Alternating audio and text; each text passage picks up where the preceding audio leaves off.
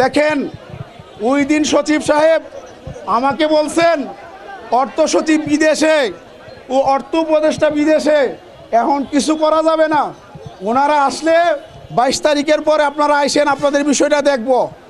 আজকে দেখলাম সাক্ষাৎকার দিয়েছে অর্থ মন্ত্রণালয়ের একজন কর্মকর্তা যে উপদেষ্টা না থাকলে সমস্যা নাই, অর্থ সচিব না থাকলেও সমস্যা নাই, তাদেরকে ছাড়া ওখানে রাইখাই প্রজ্ঞাপন দেওয়া সম্ভব।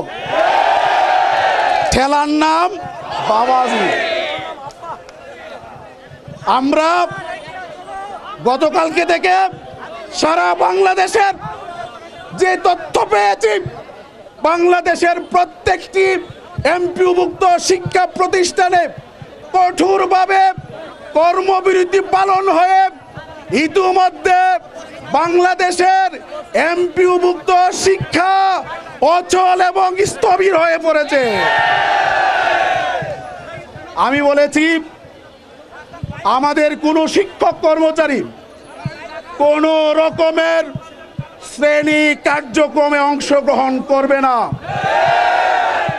যদি কোনো অফিসার, যদি কোনো ইউনো আপনাদেরকে বাধ্য করে, সাথে সাথে আমাদেরকে তথ্য দিয়ে সহযোগিতা করবেন।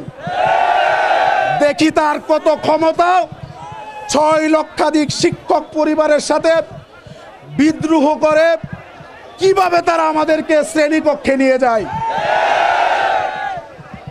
একেবারে স্পষ্ট ভাষায় বলতে চাই, 20 মানে 20, 1500 মানে 1500, 75 মানে 75, 1900 হবে না, 14,1499 হবে না, 74 হবে না। 20 মানে 20, 15 মানে 15, 75 মানে 75 দিতে হবে। গোয়েন্দার ভাইয়ের আপনারা আছেন, মন্ত্রণালয় কাজ করছে, নিউজটা জানাইয়া দেন। যদি উল্টাপাল্টা কোনো সিদ্ধান্ত নেই, এই আন্দোলন সারা বাংলাদেশে তাবালনে তো ছড়িয়ে পড়বে ইনশাআল্লাহ।